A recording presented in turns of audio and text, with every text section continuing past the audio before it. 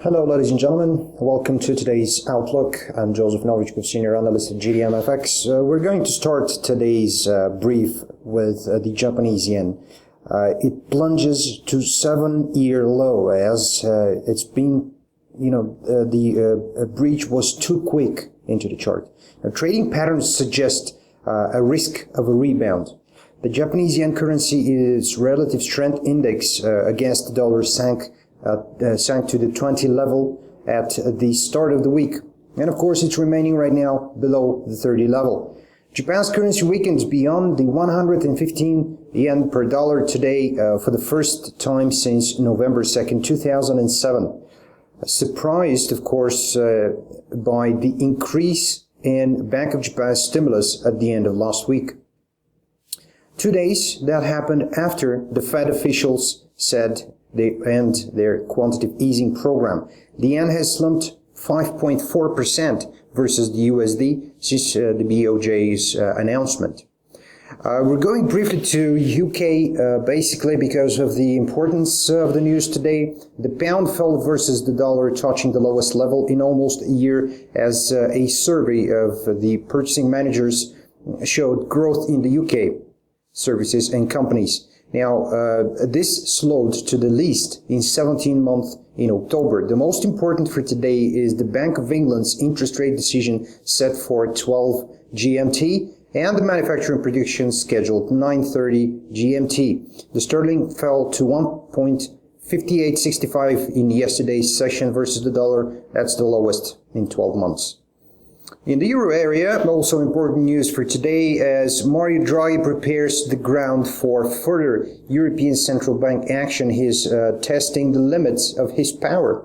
While Draghi is unlikely to announce major new measures yet, he continues that he could use the platform to hint at the ECB's willingness to expand its asset purchasing. Now, as soon as December, that might happen when he will have the revised predictions that is going to back up his case.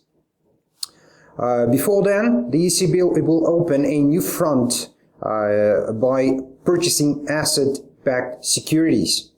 Though Draghi's ability, of course, to push his colleagues as far as full-blown quantitative easing remains unproven, officials over there will probably leave the main refinancing rate at a record low of 0.05% and the deposit rate at minus 0.2%. The ECB will announce its decision at 1:45 p.m. GMT in Frankfurt, and Draghi will start his press conference 45 minutes after that. Going to the commodity sector, as bad as the rout has been for gold this year, it keeps getting more expensive relative to silver. The metal is also still expensive relative to some other commodities, with its ratio to crude oil last week, of course, reaching the highest in 17 months. Now, this is more than $7 billion that has been wiped from the value of precious metals backed fund in 2 weeks. The ratio now is at the highest in 5 years, as concern to gold investors, of course, because it may signal more declines. Gold price is in electronic trading right now is holding steady at $11.45 per ounce.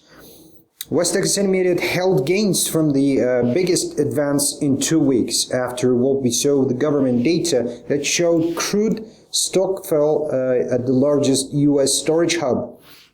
Stockpiles over there in the U.S., which is the biggest oil consumer, increased by 460,000 barrels to 380.2 million in the week that ended October 31st. This is by definition from the report in yesterday's trading session from the Energy Administration, Information Administration. The price holding steady at $78 per barrel, and of course on the daily chart it hints sideways to be expected. That's all for today. Thanks for watching. Bye-bye.